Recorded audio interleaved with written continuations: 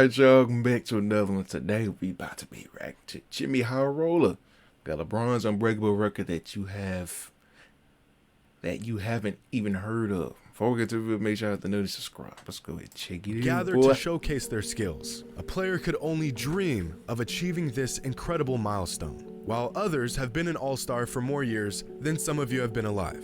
Their path to becoming an all-star goes through us, the fans. Here's an interesting chart that holds no real-world value whatsoever. Players with the most all-star fan votes in NBA history. Well, technically the most votes since the NBA began keeping track in 1975. Shout out to hoopshype.com for collecting this data since I was in no mood to do it myself. In 25th place is the reigning MVP Nikola Jokic. Michael Jordan's at 20th. Luka Doncic is already at 18th in just his 4th season. You got Iverson at 12th, Curry at 4th, and Kobe with the top spot of 30,260,939 votes. Actually, Kobe's almost number 1. Surprise, surprise. And that's just one of many mind-blowing facts about the NBA All-Star Game you have to see to believe.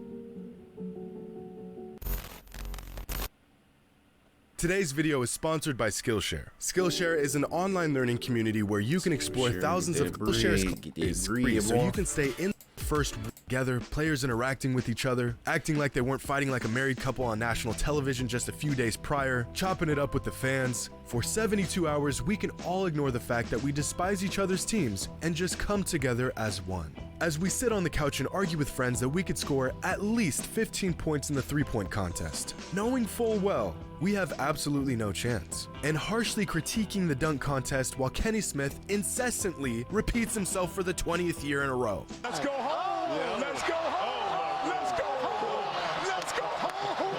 Let's go home! All the incredible, irreplaceable madness culminating to the All-Star Game. So let's get the facts straight. NBA All-Star Game Edition. 12 facts you probably didn't know about the NBA All-Star Game. Now, LeBron's record for All-Star fan votes is not the only absurd record LeBron currently holds. He also holds the record for most career points in the All-Star Game. By a lot. In fact, here are the all-time leaders for career points in the All-Star Game, featuring just 4 active players: Carmelo Anthony, Russell Westbrook, Kevin Durant, and LeBron James, with nearly 100 more points than Kobe in second. And this is a total that will continue to grow. Kevin Durant will undoubtedly end up second on this list by the time he retires. And as LeBron's career grows longer, the topic of his age gets brought up more and more. But at 37 years old, LeBron isn't nearly the oldest All-Star in NBA history.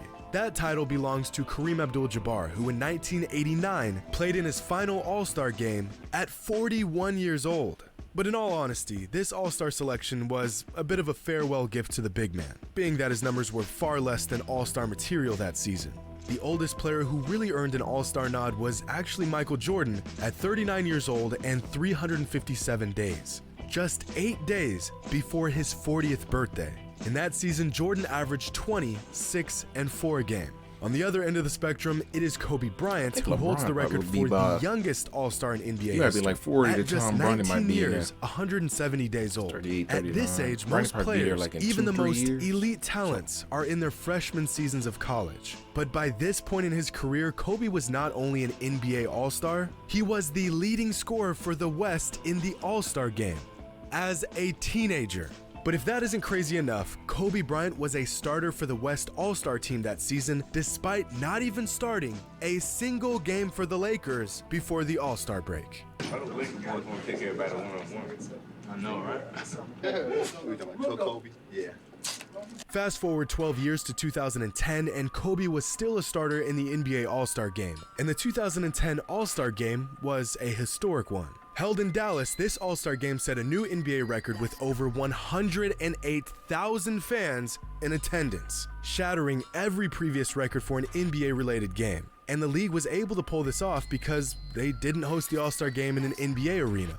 They hosted it in an NFL stadium, and there were 25,000 fans over capacity. Where a football game looks like this, and a basketball game looks like this. But when you bring all the stars out for one night, it's pretty easy to pack an entire arena as fans from every team show up to see their favorite players team up. And in 2018, fans of the Warriors really got their money's worth, as 4 players from Golden State were selected for the All-Star game: Stephen Curry, Kevin Durant, Klay Thompson, and Draymond Green.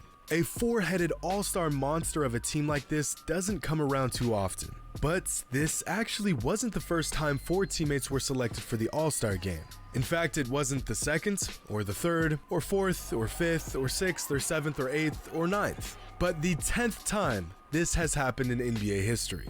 But for a few years, the Warriors really had a chokehold on the All-Star game. Kinda like what happened to Pat Riley in his streak of all-star coaching gigs in the 80s. See, originally for the NBA All-Star game, 2 coaches were selected based off of which team had the best record from each conference. This method of choosing an all-star caliber coach worked well and rewarded those who earned it, until Pat Riley and the Lakers ruined it for everyone. Because from 1982 to 1990, Pat Riley and the Lakers were on such a dominant run that Riley was selected as the coach of the West All-Star team for 8 consecutive seasons. It was at this point that the NBA implemented the Riley rule, stating that a coach cannot lead an NBA All-Star team for 2 consecutive seasons. Now, we cannot talk about this year's All-Star game without mentioning the elephant in the room. When this season's All-Star starters were announced, NBA fans lost their minds because one of these players is apparently not like the others. I'm of course talking about Giannis.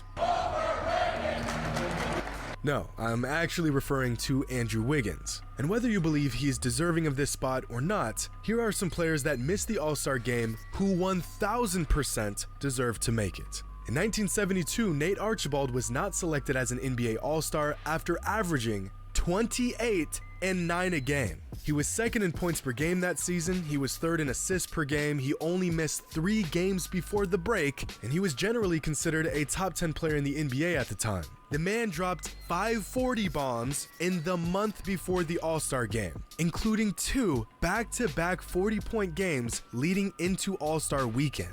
And what's just as odd about this All-Star snub is that Nate's own teammate, Tom Van Arsdale, made the All-Star team with dramatically less impressive numbers. Another insane All-Star snub came back in 1979 when former San Diego Clipper point guard World B. Free did not make the All-Star team despite averaging nearly 29, 4, and 4 a game. The players that were selected instead were Marquise Johnson, Dennis Johnson, and Otis Birdsong. I'm not making this up. Imagine averaging 29, 4, and 4 a game and being snubbed from the All-Star team by a man named Otis Birdsong.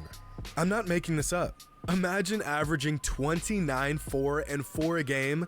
I'm not making this up. All-Star team by a man named Otis Birdsong. But possibly the most egregious All-Star snub in NBA history belongs to Warrior great Nate Thurmond, who was snubbed from the 1969 All-Star game despite averaging, you ready for this? 20 points and 20 rebounds a game. Yes, you heard that correctly. A man once averaged 20 points and 20 rebounds a game and did not make the NBA All-Star team.